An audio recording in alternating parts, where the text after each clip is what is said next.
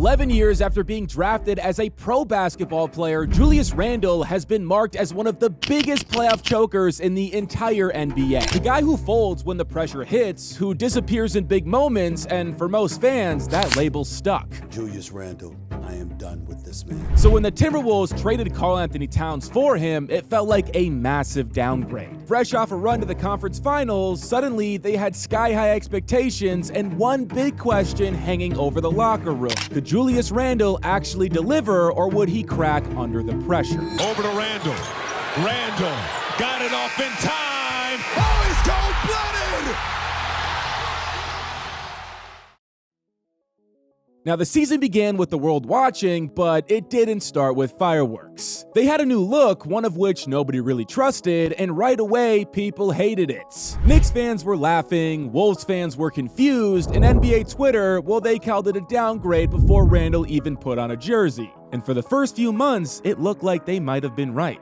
The fit was clunky, the offense looked stuck, and Julius, he looked like the same guy everybody gave up on in New York. By Christmas, Minnesota was barely hanging on to a play-in spot. Meanwhile, Karl-Anthony Towns was thriving in the Big Apple. He even came back to Minnesota and dropped 32-20 on his old team in a blowout, and at that point, the trade looked like a disaster. But then came January 30th, and with it, a feeling of pure rock bottom. In a game against the Utah Jazz, Julius Randle goes down with a groin strain, and just like that, everything felt like it was falling apart. The Wolves were barely above 500, their offense still had no identity, and now their biggest offseason move was in street clothes. At that point, everybody who said the trade was a mistake, well, they were getting louder. But sometimes, the best thing that can happen is being forced to take a step back. Because while Randle was out, he wasn't just rehabbing, he was watching. Studying how the team played without him, figuring out what they needed and where he could actually fit. And when he came back in early March, he didn't just look healthy, he looked like a completely different player. In Randle's first game back, he made his impact felt immediately. The shots were cleaner, the decisions were quicker, he wasn't forcing ISOs or trying to prove everything, he was just playing winning basketball. In the Timberwolves, well, them boys caught fire. As from the moment he came back, Minnesota went 17-4 to close out the season. A team that looked lost in January suddenly had an identity, and Julius Randle was at the center of all of it. He didn't need to be the guy who scored 30, he just needed to be the guy who made the right play. And for the first time in his career, he looked like somebody who got it. This wasn't New York Julius, this was something new and something better. But now it was time for the playoffs, which has always been where it falls apart for Julius Randle. In New York, it was where everything unraveled, so when Minnesota matched up with the Lakers in round 1, the pressure was on. But right from the jump, he didn't just show up, the man took over. In game 1, he dropped 25 points to go along with 12 rebounds, and he set the tone physically right away. He was attacking the paint, he was kicking out to shooters, and switching on to guards while doing it all with confidence. This wasn't the guy that Knicks fans gave up on, this was a player in complete control. And as the series went on, he just kept on delivering. Nearly 23 points per game on 50% from the field, he outworked whoever the Lakers threw at him. And on defense, the guy who used to take possessions off was now switching onto Luka Doncic and holding his own. Now by game 5, when Minnesota closed it out in LA, there was simply no more debates. Julius Randle wasn't just along for the ride, this man was the X factor. The guy who answered every Laker run with a bucket, with a stop, or with a dime. And when that final buzzer sounded, he wasn't just walking off with a series win, he was walking off with his name officially cleared. But his redemption run wasn't over just yet.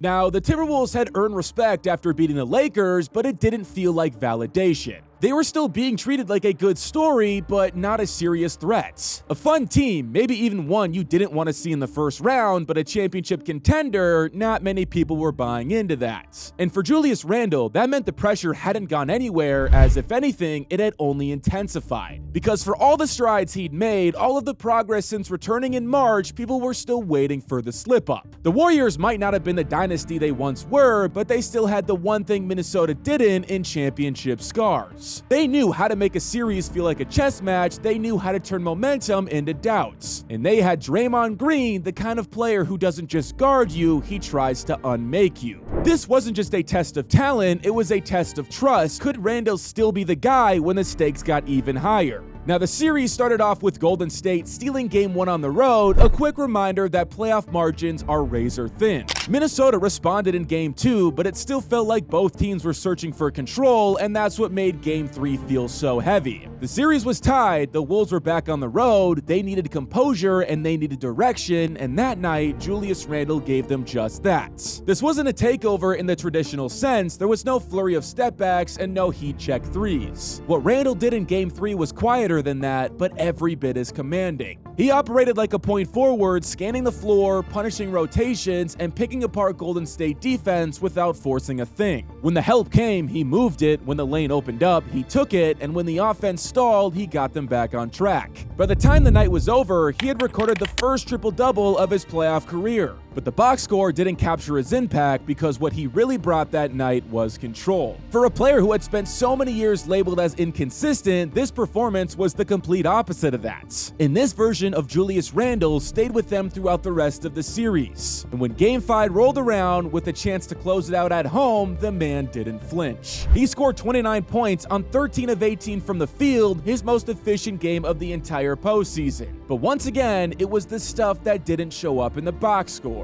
It was the trust that he inspired in his teammates, it was the rhythm that he gave the offense, it was the way he made things easier for everyone else on the floor. He flowed in and out of action seamlessly, screening, cutting, sealing defenders, and drawing help without hesitation. And every time Golden State threatened to come back, Randle made the kind of plays that don't always make the highlights, but the ones that win games. When the buzzer sounded, Minnesota was heading back to the conference finals, but for Randle, that moment carried something deeper. Because not long ago, these were the types of series that unraveled him, where the pressure built too fast and the game moved too quickly. But now, he looked like he'd belonged here. Like he'd been waiting his entire career for a second chance at this stage, and he wasn't going to waste it. For years, Julius Randle was the cautionary tale, the player who put up numbers but couldn't win when it mattered. Every playoff exit, every bad shooting night, and every fourth quarter mistake, they all became part of the reputation. And when Minnesota traded for him, that reputation followed him. A locker room that had just made the conference finals was suddenly being asked to trust somebody most of the league had already given up on. But over the course of one season and 2 playoff series, that trust was earned. Not because Randle turned into a superstar overnight, but because he figured out who he needed to be. He stopped chasing numbers and started chasing moments. And when those moments came, he met them with poise, with purpose, and with a sense of control we had never seen from him before. This wasn't just a comeback story, it was a full-blown transformation. In the version of Julius Randle we're seeing now, the one making smart decisions, setting the tone, and showing up when it counts, well, it's not just a surprise anymore, it has become the standard. And his playoff resurrection still isn't finished just yet.